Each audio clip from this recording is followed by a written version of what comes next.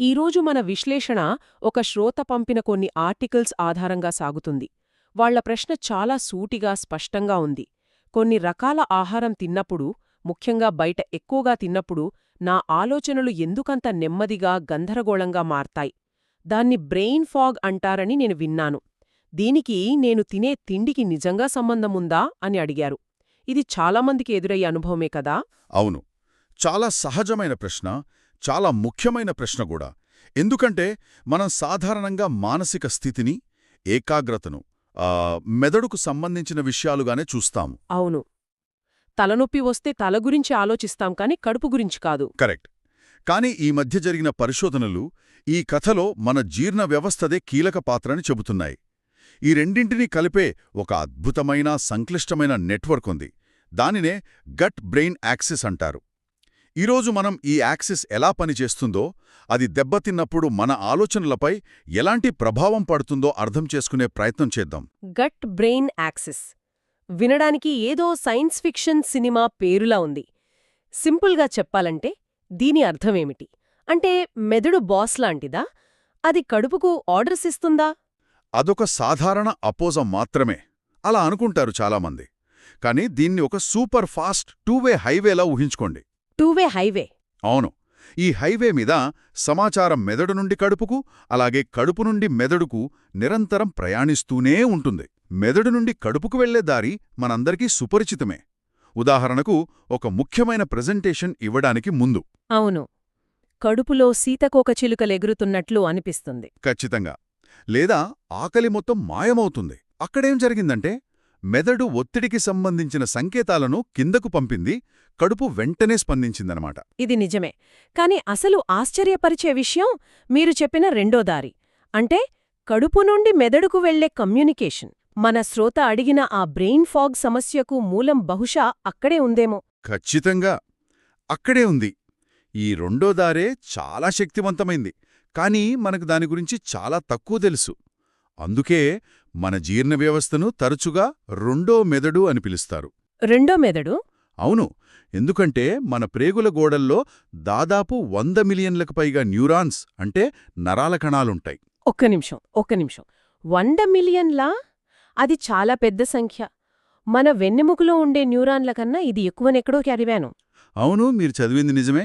అంటే మన కడుపుకి స్వంతంగా ఆలోచించే శక్తి ఉందా? అది మెదడు ప్రమేయం లేకుండా నిర్ణయాలు ఎలా తీసుకోగలదు? ఒక ఉదాహరణ చెప్పగలరా? ఆలోచించడం అంటే మనం అనుకునే కవిత్వం రాయడం, లెక్కలు చేయడం లాంటిది కాదు. కానీ అది కొన్ని నిర్ణయాలను చాలా స్వతంత్రంగా తీసుకుంటుంది. ఉదాహరణకు, మీరు భోజనం చేశాక ఆ ఆహారాన్ని ఎలా జీర్ణం చెయ్యాలి, ఏ ఎంజైమ్లను విడుదల చెయ్యాలి, పోషకాలను ఎలా గ్రహించాలి అనే ఈ క్లిష్టమైన ప్రక్రియను మెదడుకు ప్రతి నిమిషం రిపోర్ట్ చేయాల్సిన అవసరం లేదు. కడుపులోని ఈ నాడీ వ్యవస్థ, దీని ఎంటరిక్ నర్వస్ సిస్టమ్ అంటారు. Enteric nervous system. ఈ పన్నులన్నిటినీ తనే చూసుకుంటుంది. అందుకే దీన్ని రెండో మెదడు అంటారు. ఇది మెదడుతో మాట్లాడుతుంది, కాని దాని అనుమతి కోసం వేచి చూడదు. ఇది నమ్మశక్యంగా లేదు. అంటే మన శరీరంలో 2 బ్రెయిన్స్ ఉన్నాయన్నమాట. ఇక్కడే మన శ్రోత పంపిన ఒక ఆర్టికల్లోని విషయం గుర్తొస్తోంది. మన మూడ్ను, సంతోషాన్ని నియంత్రించే హ్యాపీ హార్మోన్ సెరటోనిన్ గురించి అందులో ఉంది. చాలామంది అది మెదడులో ఉత్పత్తి అవుతుందని అనుకుంటారు. కాని అది నిజం కాదట. నిజం కాదు. ఇది చాలామందిని ఆశ్చర్యపరిచే విషయం. మన శరీరంలో ఉత్పత్తి అయ్యే సెరటోనిన్లో దాదాపు 90% మన కడుపులోనే, మన ప్రేగులలో ఉండే ప్రత్యేక కణాల ద్వారా ఉత్పత్తి అవుతుంది. 90%? అవును. కేవలం 10% మాత్రమే మెదడులో తయారవుతుంది. అయితే ఇది ఒక పెద్ద మార్పుకు సంకేతం. అంటే మనసు బాగోలేదని, యాంగ్జైటీగా ఉందని డాక్టర్ దగ్గరకు వెళ్తే వారు మెదడును సరిచేసే మందులిస్తారు. కాని మీరు చెప్పేదాన్ని బట్టి అసలు సమస్య కేంద్రం ఆ రసాయనాల ఫ్యాక్టరీ కడుపులో ఉందనిపిస్తోంది. ఇది వైద్యరంగంలో ఒక కొత్త దృక్పథాన్ని తీసుకురాదా? ఖచ్చితంగా తీసుకొస్తోంది. ఇప్పటికే ఈ రంగంలో చాలా మార్పులొస్తున్నాయి. మానసిక ఆరోగ్యాన్ని కేవలం మెదడుకు సంబంధించిన సమస్యగా చూడకుండా మొత్తం శరీర వ్యవస్థగా, ముఖ్యంగా గట్ హెల్త్తో ముడిపడి ఉన్న అంశంగా చూడటం మొదలైంది. అందుకేనేమో జీర్ణక్రియ సక్రమంగా ఉన్న రోజున మనసు తేలికగా, ఉత్సాహంగా ఉంటుంది. అవును. అదే గ్యాస్, కడుపు ఉబ్బరంగా ఉన్నప్పుడు చిరాకు, ప్రతికూల ఆలోచనలు రావడానికి కారణం కేవలం అసౌకర్యం కాదు, శరీరంలో సెరటోనిన్ ఉత్పత్తి దెబ్బతినడం కూడా ఒక ముఖ్య కారణం. మరి ఈ అద్భుతమైన వ్యవస్థ ఎప్పుడు ఎందుకు దెబ్బతింటుంది? అంతా సవ్యంగా ఉంటే మన కడుపు మన మెదడును సంతోషంగా ఉంచాలి కదా, కాని మన శ్రోత అనుభవిస్తున్నట్లుగా బ్రెయిన్ ఫాగ్, నీరసం వంటివి ఎందుకు వస్తాయి? ఎందుకంటే మన గట్లో ఒక అంతర్గత యుద్ధం నిరంతరం జరుగుతూ ఉంటుంది. ఈ గట్ ఇంబ్యాలెన్స్ని ఒక తోటలా ఊహించుకోండి. తోటలాగా. అవును, మన ప్రేగులలో ట్రిలియన్ల కొద్దీ సూక్ష్మజీవులుంటాయి. అందులో కొన్ని మంచి బ్యాక్టీరియా, వాటిని పూల మొక్కలనుకుందాం. కొన్ని చెడు బ్యాక్టీరియా, అవి కలుపు మొక్కలు. ఈ రెండింటి మధ్య సమతుల్యత ఉన్నంతవరకు మన తోట ఆరోగ్యంగా అందంగా ఉంటుంది. కాని మనం చక్కెర, ప్రాసెస్ చేసిన ఆహారం అనే ఎరువు వేసినప్పుడు కలుపు మొక్కలు విపరీతంగా పెరిగిపోతాయి. అవి పూల మొక్కలను నాశనం చేస్తాయి. అవును, ఈ పరిస్థితినే డైస్బయోసిస్ అంటారు, గట్ ఇంబ్యాలెన్స్.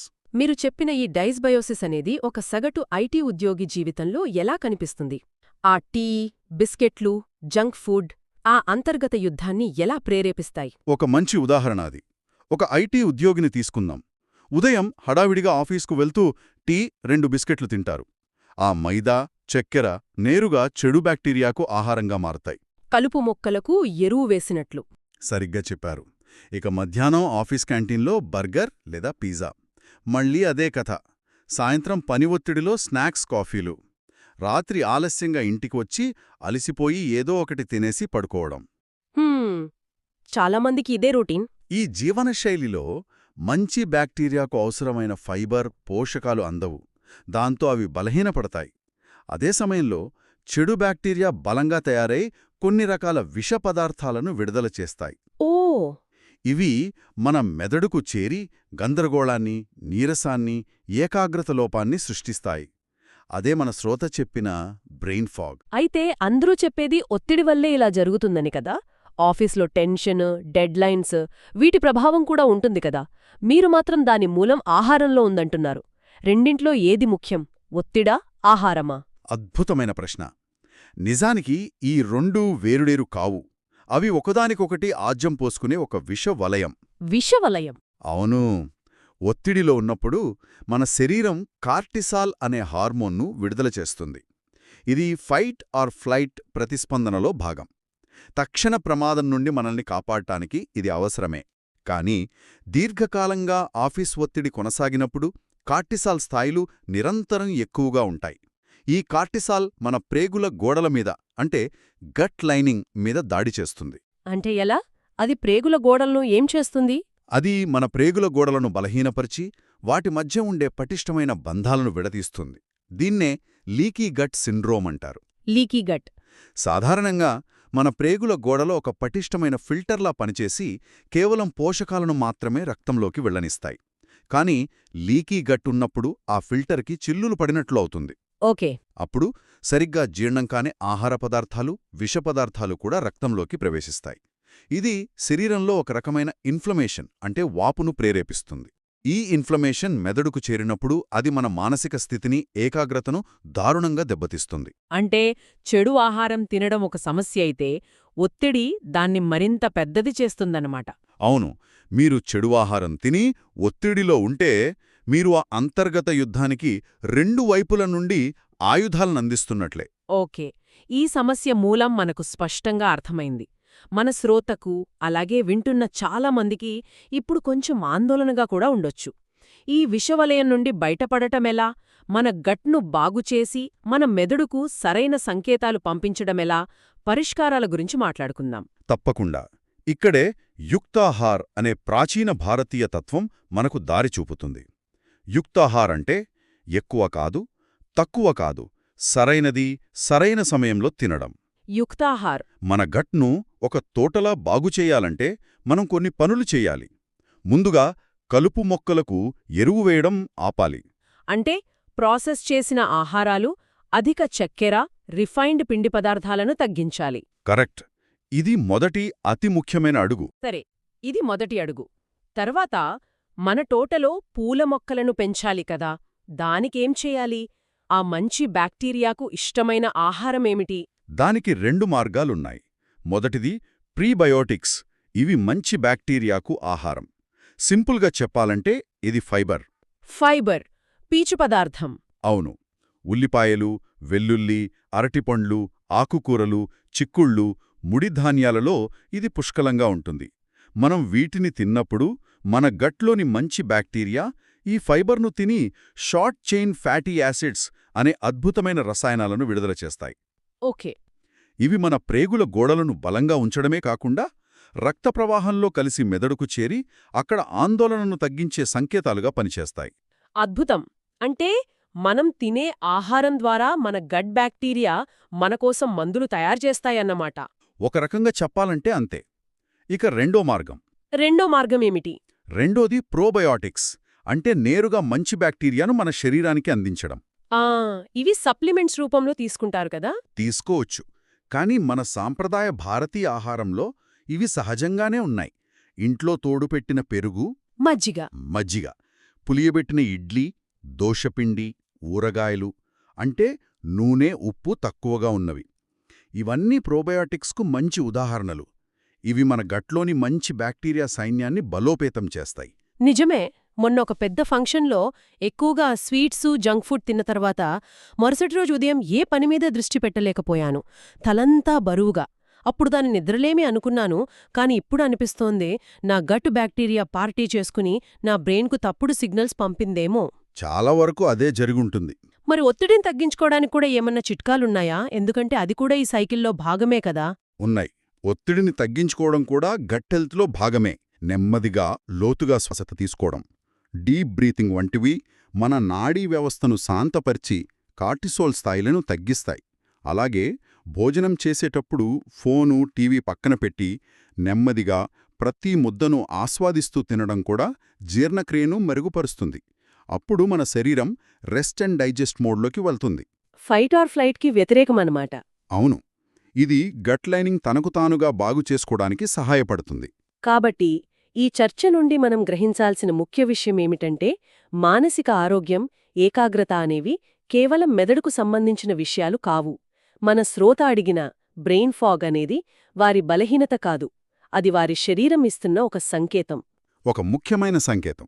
ఆ సంకేతానికి మూలాలు మన కడుపులో, మనం తీసుకునే ఆహారంలో, మనం జీవించే విధానంలో ఉన్నాయి. మనసును మార్చాలంటే ముందు మన వ్యవస్థను మార్చాలి. ఆ మార్పు కడుపు నుండే మొదలవ్వాలి.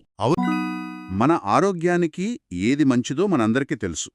ఉదయాన్నే లేవాలి, వ్యాయామం చేయాలి, మంచి ఆహారం తినాలి. ఈ విషయాలన్నీ మనకు తెలుసు కదా. అవును, అందరికీ తెలుసు. అయినా కూడా తెలిసిన దాన్ని ఆచరణలో పెట్టడానికి ఎందుకంత కష్టపడతాం? చాలాసార్లు మనం దీన్ని మన క్రమశిక్షణ లోపంగానో, సంకల్పబలం లేకపోవడం వల్లనో అనుకుంటాం. నిజమే, మనల్ని మనమే నిందించుకుంటాం. కాని అసలు సమస్య అది కాకపోతే? నిజానికి సమస్య అది కాదు. ఇది మన ప్రయత్న లోపం గురించి అస్సలు కాదు. అసలు మూలం మన ఆలోచనల్లో, మనసులో ఉంది. మనసులోనా? అవును. నిరంతరం ఉత్తేజానికి గురవుతూ, ఒక రకంగా చెప్పాలంటే మన అదుపులో లేని మనసే ఈ అంతర్మథనానికి కారణం. మనం మనసుతో పోరాడుతున్నంత కాలం శరీరం మనకు సహకరించదు. అంటే మనం ఈ డైట్ చార్ట్ల గురించి, క్యాలరీల గురించి ఆలోచించే ముందు మన మానసిక స్థితిని అర్థం చేసుకోవాలంటారా? ఖచ్చితంగా. మన భావోద్వేగాలు, మన రోజువారీ జీవితంలో ఉండే ఒత్తిడి, ఇవన్నీ మనం తినే ఆహారం కంటే మన ఆరోగ్యంపై ఎక్కువ ప్రభావం చూపుతాయన్నమాట. అవును. ఈరోజు మనం ఈ కోణంలోనే లోతుగా చర్చిద్దాం. చాలా ఆసక్తికరంగా ఉంది. ఈ చర్చకు ఒకటే మూలసూత్రం. అదేంటంటే ఏం తింటున్నాం అనే దానికంటే ఎలా, ఎప్పుడు, ఏ మానసిక స్థితిలో తింటున్నాం అనేది కొన్ని వందల రెట్లు ముఖ్యం. ఓహో. మన లక్ష్యం ఆహారాన్ని మార్చడం కాదు, మన జీర్ణ వ్యవస్థ పనితీరును, దాని వెనక ఉన్న మనసును మార్చడం. కరెక్ట్, సరిగ్గా అదే. సరే, దీన్ని కొంచెం వివరంగా చర్చిద్దాం. చాలామంది ఎదుర్కొనే ఒక సాధారణ సమస్యతో మొదలు పెడదాం. నా స్నేహితుల్లో చాలామంది ఇలా అనడం విన్నాను. నేను చక్కెర పూర్తిగా మానేశాను, అన్నం కూడా చాలా తగ్గించాను, రాత్రిపూట దాదాపు సలాడ్ లాంటి తేలికపాటి భోజనమే చేస్తున్నాను. అయినా సరే రోజంతా కడుపు ఉబ్బరంగా ఉంటుంది. గ్యాస్, మలబద్ధకం. అవే. సాయంత్రం 4 అయ్యేసరికి నీరసంగా కుప్పకూలిపోతున్నాను. ఎందుకిలా? మంచి ఆహారమే తింటున్నా ఫలితం ఎందుకు కనిపించడం లేదు? ఇక్కడే అంటే మనం ఒక అద్భుతమైన ఆయుర్వేద భావనను అర్థం చేసుకోవాలి. అదే అగ్ని. అగ్ని అంటే మంట. సరే, అది సక్రమంగా జీర్ణమై శక్తిగా మారుతుంది. అంటే మన కడుపులో ఆ మంట బలంగా ఉంటే మనం గారెలు తిన్నా అరిగిపోతుందన్నమాట. దాదాపుగా అంతే.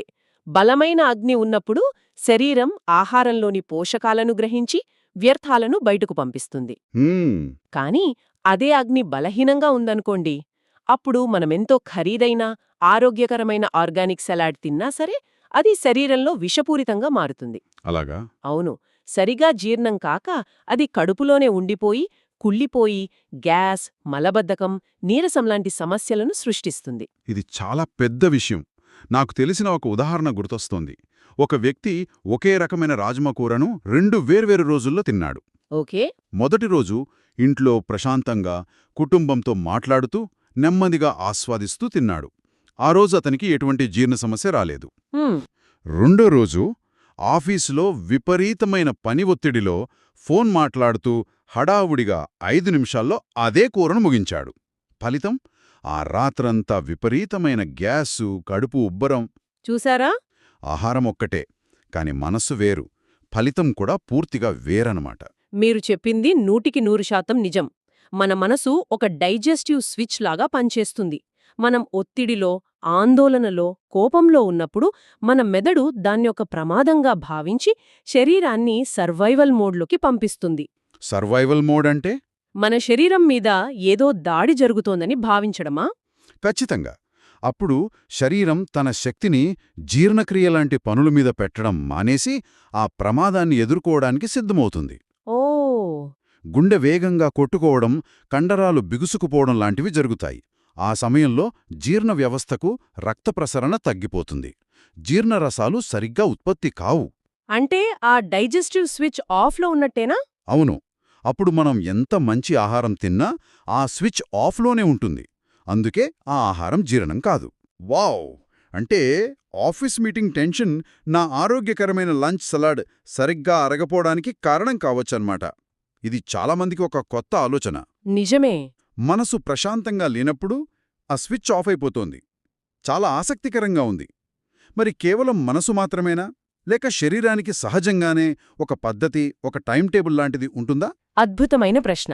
మన శరీరానికి ఒక సహజమైన లయ, ఒక అంతర్గత గడియారం ఉంటుంది.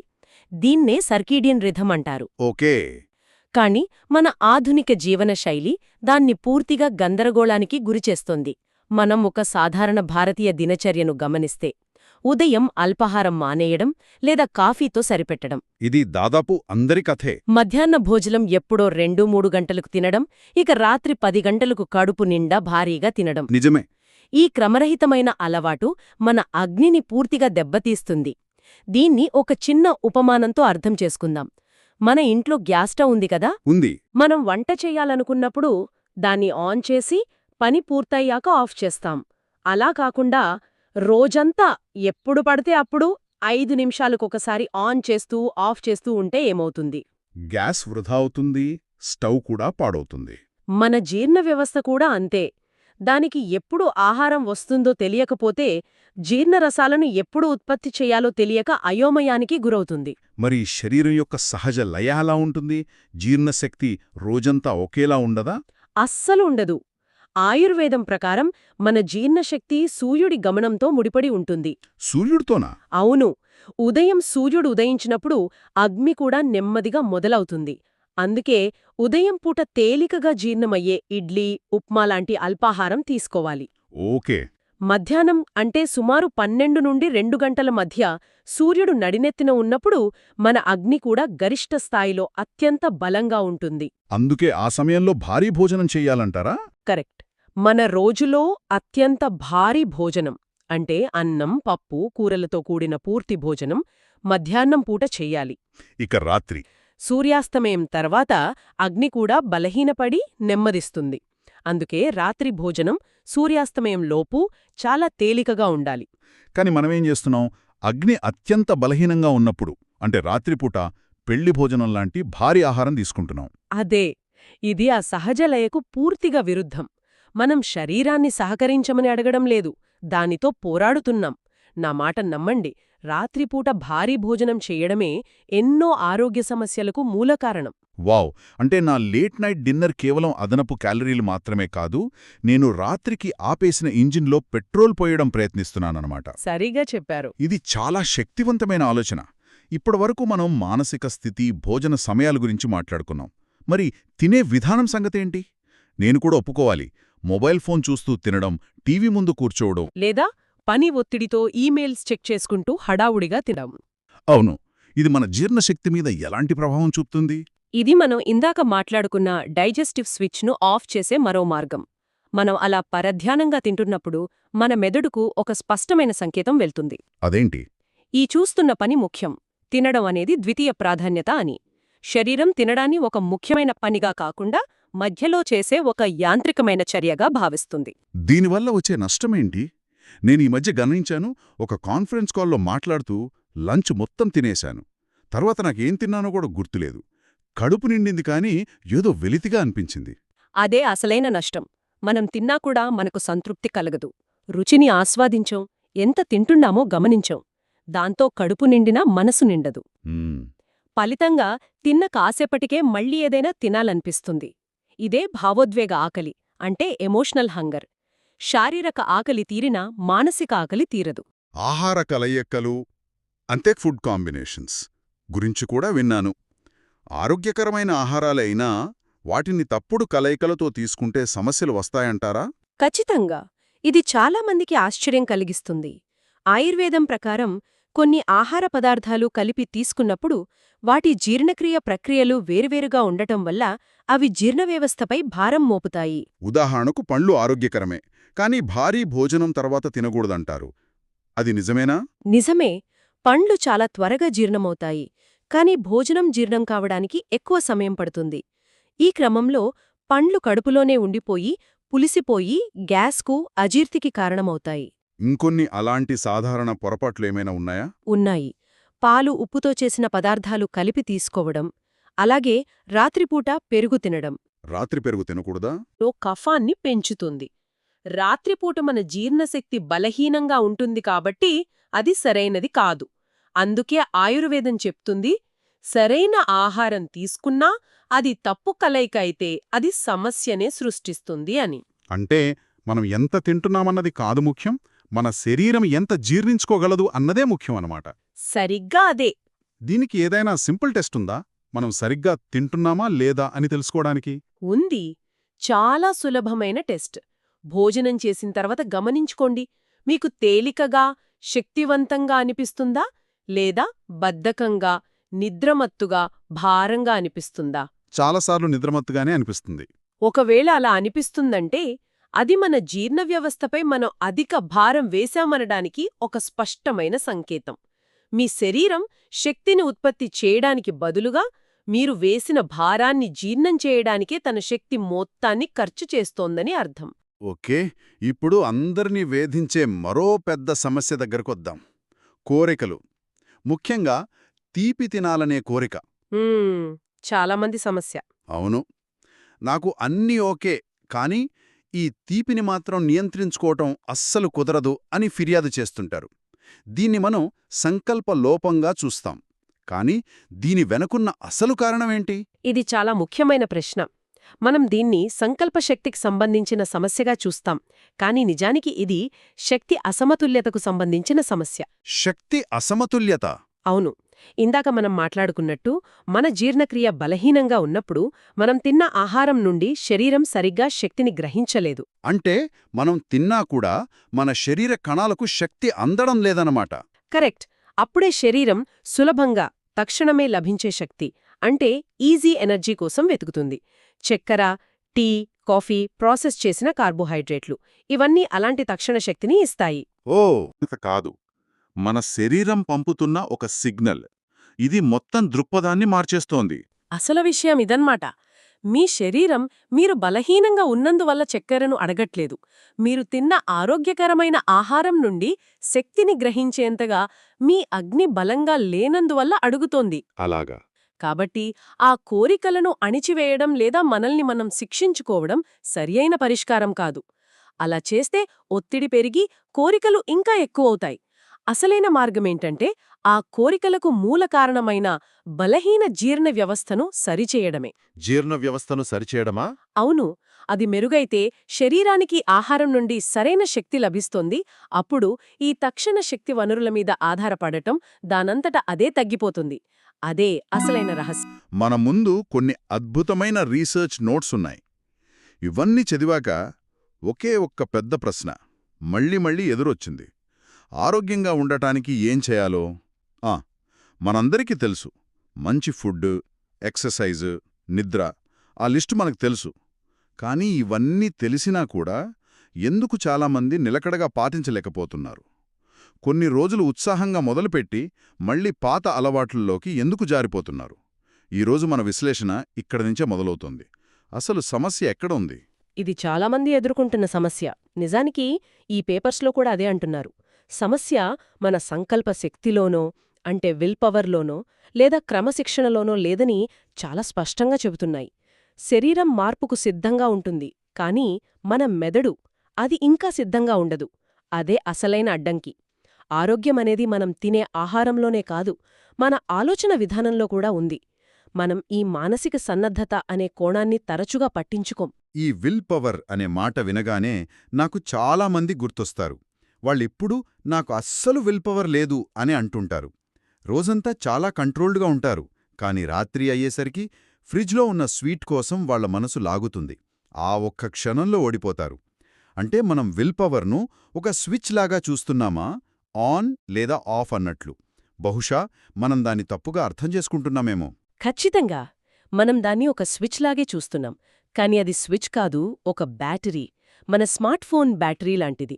ఉదయం 100% ఛార్జింగ్తో మొదలవుతుంది, కానీ రోజంతా మనం చేసే ప్రతి పనికి, తీసుకునే ప్రతి చిన్న నిర్ణయానికి ఆ ఛార్జింగ్ తగ్గుతూ వస్తుంది.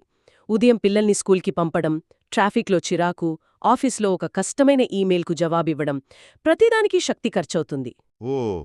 ఒక నిమిషం. అంటే మీరు చెప్పేది వింటుంటే నాకో విషయం అర్థమవుతోంది. రాత్రి 9 గంటలకు ఒకరు కేక్ ముక్క తినడానికి కారణం ఆ కేక్ కాదనమాట. ఆ రోజు ఉదయం 9 గంటలకు వాళ్ళు ఎదుర్కొన్న ఒక కష్టమైన మీటింగ్ కారణం.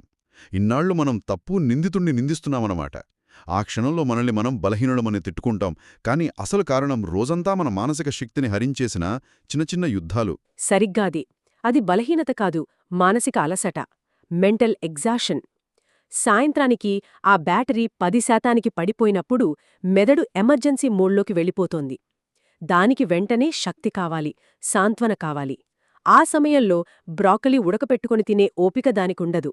అందుకే సులభంగా దొరికే తక్షణ ఆనందాన్నిచ్చే శక్కర వైపు మొగ్గు చూపుతుంది.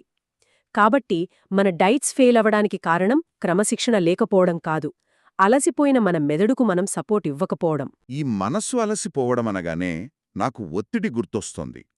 ఈ రెండింటికీ ఖచ్చితంగా సంబంధం ఉంటుంది కదా. మరి ఈ ఒత్తిడి మన శరీరంలో, ముఖ్యంగా మన జీర్ణ వ్యవస్థలో ఎలాంటి గందరగోళాన్ని సృష్టిస్తుంది?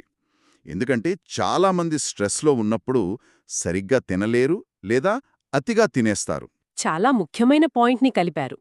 ఒత్తిడి మనసులో మొదలైనా దాని ప్రభావం శరీరమంతటా ఒక చైన్ రియాక్షన్లా వ్యాపిస్తుంది.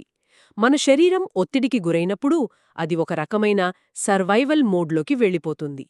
దీన్నే ఫైట్ ఆర్ ఫ్లైట్ రెస్పాన్స్ అంటారు. అంటే నా ఆఫీస్ డెడ్లైన్కి 1000 ఏళ్ల క్రితం మా పూర్వీకుణ్ణి తరుముకొచ్చిన పులికి నా మెదడు దృష్టిలో పెద్ద తేడా లేదా?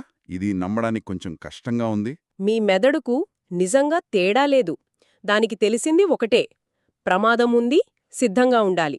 ఆ ప్రమాదం పులి అయినా, బాస్ అయినా, ట్రాఫిక్ జామ్ అయినా దాని రెస్పాన్స్ ఒకేలా ఉంటుంది. శరీరం తన శక్తినంతా కండరాలకు, గుండెకు పంపిస్తుంది. పారిపోవడానికో పోరాటటానికో సిద్ధం చేస్తుంది. ఈ ప్రాసెస్లో జీర్ణక్రియలాంటి అంత ముఖ్యం కాని పనులను ఆపేస్తుంది. ఎందుకంటే పులి తరుముతున్నప్పుడు భోజనం అరగడం ప్రయారిటీ కాదు కదా. ఇది వింటుంటేనే భయంగా ఉంది. అంటే నేను టెన్షన్లో లంచ్ చేస్తున్నప్పుడు నా శరీరం నేను తిన్న ఆహారాన్ని సరిగ్గా జీర్ణం చేసుకోవట్లేదన్నమాట. నేను తింటున్నాను, కానీ నా జీర్ణ వ్యవస్థ మాత్రం క్లోజ్డ్ ఫర్ ఎమర్జెన్సీ అనే బోర్డు పెట్టింది. ఖచ్చితంగా. అందుకే చాలామందికి ఒత్తిడిలో ఉన్నప్పుడు గ్యాస్, అజీర్తి, కడుపు ఉబ్బరం లాంటివి వస్తాయి.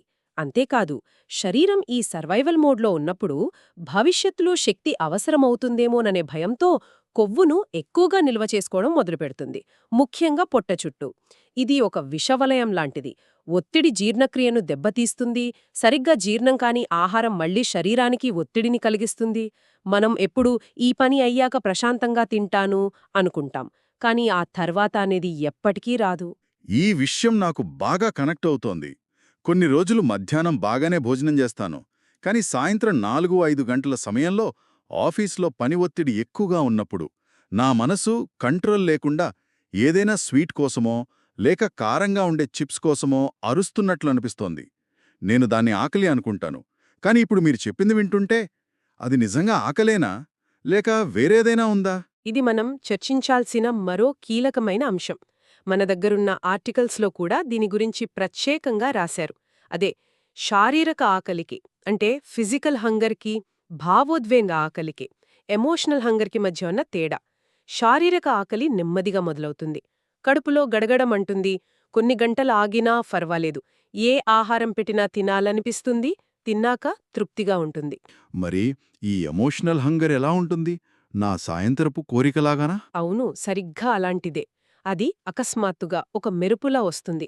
కడుపులో కాదు, మెడ పై భాగంలో, అంటే నోటిలో లేదా మనసులో మొదలవుతుంది. ఇప్పుడే వెంటనే తినాలి అనిపిస్తుంది. దానికొక నిర్దిష్టమైన కోరిక కూడా ఉంటుంది. ఐస్ క్రీం, చాక్లెట్, పిజ్జా, ఇలా ఏదో ఒకటి. అది తిన్న తర్వాత సంతృప్తికి బదులుగా గిల్ట్గా, సిగ్గుగా అనిపిస్తుంది. ఎందుకంటే ఆ ఆకలి శరీరానిది కాదు, మనస్సుది. ఓ, అంటే ఆ సాయంత్రం 5 గంటల సమయంలో నా మెదడు నాకు శక్తి కావాలి అని అడగట్లేదు. బహుశా ఈ బోరింగ్ ప్రెజెంటేషన్ నుంచి నాకు బ్రేక్ కావాలి అనో, రోజంతా కష్టపడ్డాను నాకు చిన్న రివార్డు కావాలి అనో అడుగుతోందన్నమాట. మనం దాన్ని ఆహారంతో పూరించడానికి ప్రయత్నిస్తున్నాం. ఖచ్చితంగా. దాన్ని మనం ఎమోషనల్ గ్యాప్ అని పిలవవచ్చు. ఆ సమయంలో మనకు కావలసింది సాంత్వన లేదా విశ్రాంతి. కాని మనం పెరిగిన వాతావరణంలో మనకు నేర్పింది ఏమిటంటే, ఏ భావోద్వేగానికైనా ఆహారమే మందు అని. సంతోషంగా ఉంటే స్వీట్స్, విచారంగా ఉంటే ఐస్ క్రీం. ఆ ఎమోషనల్ గ్యాప్ని గుర్తించి, దానికి నిజంగా ఏం కావాలో ఇవ్వగలిగితే, ఒక 5 నిమిషాల నడక, మంచి పాట వినడం లేదా ఫ్రెండ్స్తో మాట్లాడటం, అప్పుడు ఆహారంపై ఆధారపడటం తగ్గుతుంది. ఈ విషయాలన్నీ వింటుంటే ఒక స్పష్టమైన చిత్రం కనిపిస్తోంది. మన అలవాట్లను కంట్రోల్ చేసేది మన నాలుక కాదు, మన మెదడు. ఆ మెదడు స్థిరంగా, ప్రశాంతంగా లేనంతకాలం మనం ఎన్ని డైట్లు మార్చినా ఫలితం తాత్కాలికమే. ఈ సోర్సెస్లో ఆయుర్వేదం గురించి కూడా చెప్పారు. మన మెదడు భద్రతను కోరుకుంటోంది అంటున్నారు. మరి మన దినచర్య దీన్ని ఎలా ప్రభావితం చేస్తోంది? ఆయుర్వేదంలో ఒక అద్భుతమైన మాట ఉంది. శరీరం లయను ఇష్టపడుతుంది. అంటే మన శరీరానికి ఒక రిథం, ఒక క్రమం అంటే ఇష్టం. కాని మన ఆధునిక జీవితాలు ఎలా ఉన్నాయి? పడుకునే సమయానికి ఒక పద్ధతి ఉండదు, తినే వేళలకు ఒక క్రమం ఉండదు. మన ఆలోచనలు కూడా ఎప్పుడూ చెల్లాచెదురుగా ఉంటాయి. ఈ అస్తవ్యస్తమైన జీవనశైలి మెదడుకు ఒక రకమైన అభద్రతాభావాన్ని కలిగిస్తోంది. తరువాత ఏం జరుగుతుందో తెలియదు, ఎప్పుడూ సిద్ధంగా ఉండాలి అనే ఒక నిరంతర ఒత్తిడిలో ఉంచుతుంది. అంటే రోజూ దాదాపు ఒకే టైంకి నిద్రలేవటం, ఒకే వేళల్లో భోజనం చేయడం, ఇవి కేవలం మంచి అలవాట్లు మాత్రమే కాదు, అవి మన మెదడుకు అంతా బాగానే ఉంది, అంతా కంట్రోల్లోనే ఉంది, నువ్వు రిలాక్స్ అవ్వొచ్చు అని చెప్పే సిగ్నల్స్ అనమాట. చాలామంది దీన్ని కఠినమైన క్రమశిక్షణగా చూస్తారు, కానీ ఇది మన మీద మనం జాలి చూపించుకోవడం లాంటిది. అద్భుతంగా చెప్పారు. ఇది శిక్ష కాదు, భరోసా. మెదడు ఎప్పుడైతే ప్రశాంతంగా, సురక్షితంగా ఫీలవుతుందో, అది జీర్ణ వ్యవస్థకు కూడా అదే ప్రశాంతమైన సంకేతాలను పంపుతుంది. అప్పుడు జీర్ణక్రియ సమర్థవంతంగా పనిచేస్తుంది. శరీరం అనవసరంగా కొవ్వును నిల్వ చేసుకోదు. ముఖ్యంగా ఆ ఎమోషనల్ హంగర్ దాడులు తగ్గుముఖం పడతాయి. ఎందుకంటే మెదడుకు సాంత్వన కోసం ఆహారం మీద ఆధారపడాల్సిన అవసరముండదు.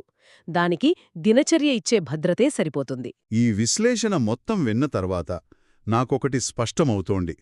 మార్పు అనేది బలవంతంగా యుద్ధం చేసి సాధించేది కాదు.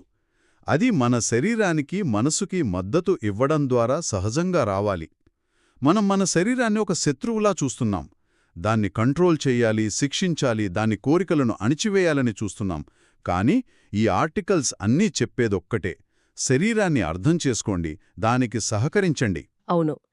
పేగు మెదడు సంబంధం, జీర్ణ సమతుల్యత మరియు మానసిక అనుసంధానం, ఈ మూడూ కలిపి చూసినప్పుడు అసలైన పరిష్కారం ఒక కొత్త డైట్ ప్లాన్లో లేదు, మనతో మనకున్న సంబంధాన్ని మార్చుకోవడంలో ఉంది. ఈ మూడు కలిసినప్పుడు మనం ఒక డైట్ను పాటించాల్సిన అవసరం ఉండదు. శరీరమే మనకు గైడ్ చేస్తోంది. దానికేం కావాలో ఎప్పుడు కావాలో స్పష్టంగా చెప్పడం ప్రారంభిస్తోంది. మన శరీరం గందరగోళానికి గురయింది అంతే. మనం దాని మాట వినడం ప్రారంభిస్తే అది మనకు సహకరించడం ప్రారంభిస్తోంది. చాలా అద్భుతమైన ముగింపు. మనసుకి మద్దతు లభించినప్పుడు శరీరం మార్పుని ఎందుకు ప్రతిఘటిస్తుంది? అది ప్రతిఘటించడం ఆపేస్తుంది. మార్పు సహజంగా, సులభంగా మారుతుంది. బలవంతం స్థానంలో సహకారం వస్తుంది.